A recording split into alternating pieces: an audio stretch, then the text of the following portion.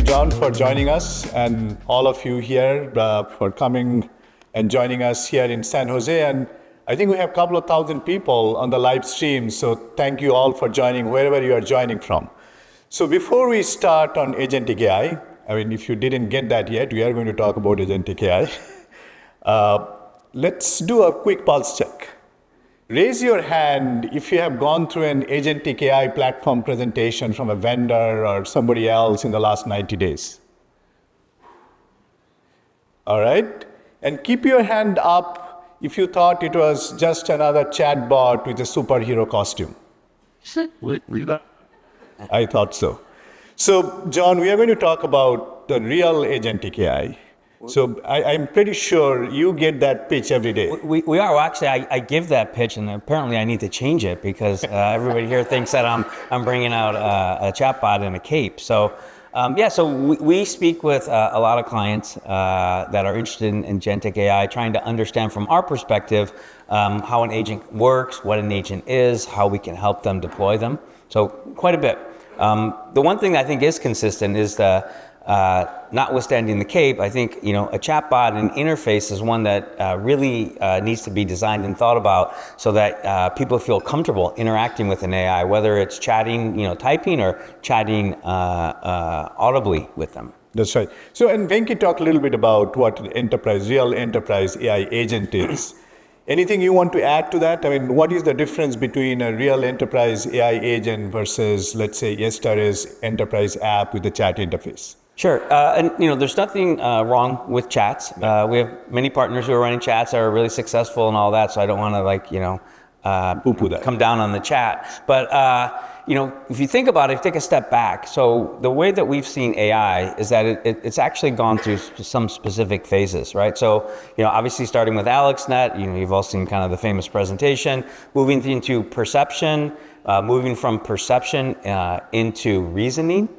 Into generative AI, then from generative AI into reasoning. And so now that we're in this agentic phase, it really kind of builds on all the previous ones. So I think of an agent as perceiving and getting context and understanding what the environment is, which a chatbot may or may not do that today. The ability to then reason about what they want to do, to think it through. And just like we do, the first thing we do is create a plan. So an agent will create a plan, and then we'll take the action to execute on that plan. So if you think about it as, perception, reasoning, planning, and action, and then you kind of wrap all that with memory, so you don't lose that context. You can have multiple turns with the agent. The agent can remember the next time, if you're a call center, that they remember the last time they helped you, just like a real person would, all those things. So it's kind of a simple ask and answer to see, decide, and do. Yeah, that's a great shorthand. Okay, cool. And by the way, as Venki was pointing out, it's not about just one agent. We are going to have a workforce of agents. So they are going to interact with each other. They are going to interact with human. Hopefully they are going to collaborate. And hopefully sometime they have to negotiate. And sometime they probably have to do some conflict resolution. Yeah, I remember some of the first, I don't know if you guys saw this, but the first time people started doing agents, they actually had agents talking to agents and they started arguing and stuff. So it's actually kind of interesting, kind of funny. That's right. So now getting a little bit deeper into it, you talk to a lot of businesses, I talk to a lot of businesses. So from a business owner's point of view, when they're asking for an Agentic AI platform, what are they looking for? What are they telling their boards? What are the CEOs and the CIOs talking about in the boardroom?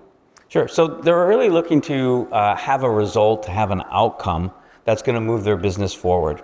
Again, the equation for business is pretty simple. Either you spend less or you generate more revenue, right? And ideally, you're spending less while generating more revenue. And so when you think about all the projects that an organization has today that we are doing, things that we're working on, nobody ever has enough budget. Nobody ever says no thank you, right? There's always more to do. And so using agents and using AI to help them achieve those goals, again, whether it's less expensive, making their employees more productive, frees up budget to do other things. So, and exactly, when I talk to business line owners, for example, banks are not looking for another agent in the call center. They are looking for lights out lending so that they can do the loan processing in 5 minutes without any fraud, right? When you're talking to manufacturers, they are not looking for a dashboard for their supply chain. They are looking for a self-filling supply chain where you can route around port closures or weather event or, God forbid, tariffs, right? Yes. Well, and that's even true. And if you think about it from like a weather perspective, sometimes, being reactive and having an agent if the weather changes, right? So we always get excited if, we see a storm, growing to a higher category into a hurricane, but sometimes they die out just as easily. And being able to change the original change you did can really save you a lot of money. And I guess, that's even true of tariffs. They sort of come and they go depending on. That's right. And speaking of that, by the way, that is the future they are buying into. Yet, a lot of these projects are stuck in pilots, right? And so what differentiates a scaler from a staller? Yeah, I think I feel like it's because it's new. So when we work with IT organizations and they're deploying an application today that maybe isn't generative or isn't AI, there's a well-known run book, a well-known processy. IT organization knows how to bring it in. The procurement organization knows how to have that conversation with the suppliers, the vendors. And what we see a lot with AI is that it's being built by line of business. It's being built by the business owners, and so they can be successful. And they get the proof of concept up and they get it running, and then everybody wants to move to production, but we haven't really brought in the IT organization in terms of all the governance, the security, the scalability, ensuring that the uptime is there. And so I think sometimes those two things don't match up. So you're saying that if your compliance team meets your agent at go live, that's already too late? That's true, yes. Okay. All right, so now kind of moving to infrastructure a little bit, a lot of CIOs believe they already have a data center. They are running enterprise applications in the data center. Reality check, is that enough? I mean, is that, or they need to think about it in a very different way? The infrastructure required, of course, to do AI is different than your standard infrastructure because it requires an accelerator, and of course, many people happen to choose, an NVIDIA GPU. The care and feeding of an agentic AI application is really all around tokens, right? So tokens are what are used to input data, to get output data, and then to translate those tokens into the actions you need to take. And so more and more, we're seeing enterprises move from a data center to an AI factory, right? So that they have a factory inside their data center alongside their existing applications. And so to help them, we've come up with this concept of an enterprise AI factory, right? And so an enterprise AI factory is really, data and electricity in, and then tokens out, right? And so that's new for many IT organizations. So even if the compliance is there and the understanding, it's really how do I set up an AI factory? And from a hardware perspective, that includes, CPUs, GPUs, and networking, kind of the full stack. And then we've worked with partners like yourself to define a software offering so that you have the software aspect of the enterprise AI factory. So the old data centers are going to give away to the new AI factory as the infrastructure. And on top of that, you need software to do orchestration, to do governance, to compliance. So the old CI/CD pipeline that you had for enterprise app is going to be replaced by agent lifecycle management. Exactly. Kind of like Workday for agents or something like that. Yeah, to a certain extent. And what we're seeing is, using, like the agentic platform like the one that we built together is that you can actually connect your DevOps team with your IT organization, your production organization, right? You can build in the ability to auto scale, to take care of a lot of the activities that might be new for an IT organization looking at GPUs, looking at AI for the first time. All right. Now, let's kind of think of yourself as a CIO, and you just got the news that your competitor has implemented agents and running 3x faster. What should you do? Well, I think again, business is business. Even in an industry, there are a lot of trends that are shared amongst the companies in the industry. But every industry has every company has its own personality, its own differentiator, et cetera. So on one hand, I would think of it as a wake-up call. Right. Okay. Hey, others are using this. Are the reasons they're using it? Are they able to help me as well? And should I be doing that? But I would be doing a little more introspection to try and figure out what can I do to extend my business, to extend my differentiators, so that I can not only kind of meet the other companies in the industry, but actually leapfrog them.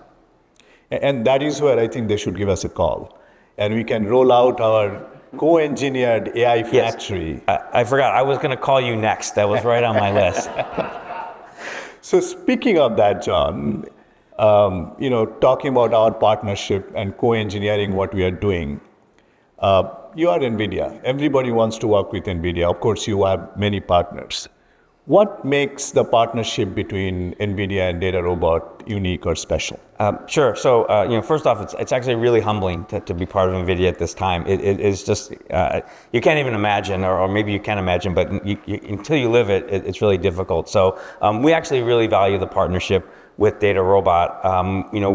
We have a like mindset in terms of wanting to ensure that our customers are successful and really trying to go the extra mile for our customers and providing them with choice. And so I think, the Agent Workforce platform, having been integrated with the NVIDIA software, we have a really tight coupling, and it really gives our customers, our joint customers, an easier path to building agents, knowing that they're going to be supported by the power of both companies. That's right. And two other things, by the way, I'm really, really excited about. We are not only co-engineering and building this platform, we are also dog-fooding it together, both in NVIDIA and in DataRobot, as well as the go-to-market, actually real go-to-market with some real teeth we have behind it. Yes. So again, we want to make sure it works. So we want to use it ourselves. That's a classic, NVIDIA trait. I'm sure many organizations do that as well. And then, the go-to-market, we're here today. We're part of other activities. We're happy to speak to customers together. And more importantly, we're happy to listen to customers so that we can learn what we can do better to help them. Maybe we should build an agent, a chip listening agent or something, so that we can get all these requirements. Now, let's kind of think about the future a little bit. It has been hard to think about the future because every week or every day something new is happening. But I have to ask you this question. So let's say 12 months from now, we are here again talking about enterprise AI factory. What can people expect in this next 12 months? There's kind of like the futuristic stuff, and then there's like the blocking and tackling and what's going to kind of happen in the industry. We talked about the idea of a data center, including an enterprise AI factory, that factory generating tokens.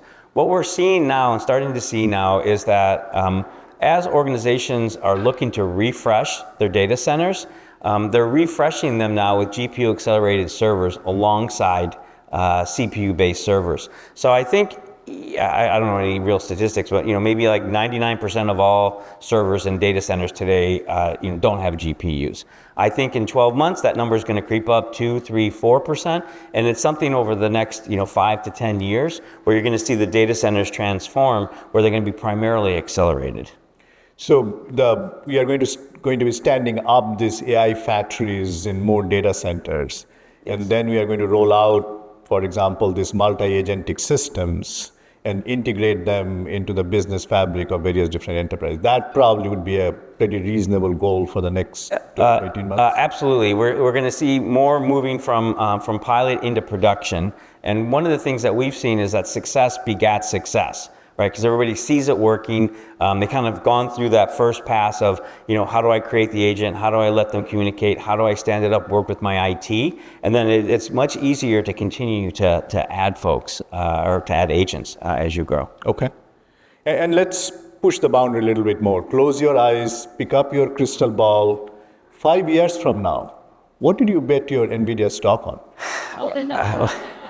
We were laughing at it. I'm still waiting for the teleporter. That's really what I'm looking at from an NVIDIA perspective. But kind of tying it back to, the next 6 months, the next 12 months, the next 18 months, we're going to continue to see development and innovation around how you can ensure that agents work better together. Right, and agents, just like people, are going to be very diverse. So you're going to have agents that you design. You're going to have agents that come with your enterprise applications. You're going to have agents that are part of a SaaS operation, and agents today, as I mentioned, they perceive, they reason, they plan, and they create action. And so one of those plans and one of those actions could actually be coding another agent. So you could actually have agents figuring out that in order to solve this problem, I need another agent to go do this. And so you can start to see them becoming a little more autonomous and starting to make more of these decisions. I mean, interesting that you say that. I was talking to a CIO. They are saying in 5 years from now, my budget line items are going to look very different. I'm not going to spend as much money buying big software stack. I'm going to have the agent runtime where I can build my own software and my own agents to do the things I need to do. Does that resonate with you, or? I'm not 100% sure on that. Certainly you're going to see people build agents. I do think that, there's a lot of enterprise software today that is, very productive and helping organizations, and will probably continue to. Okay. All right. So with that, John, thank you for sharing your perspective and your thought. And thank you, everybody, for joining us again.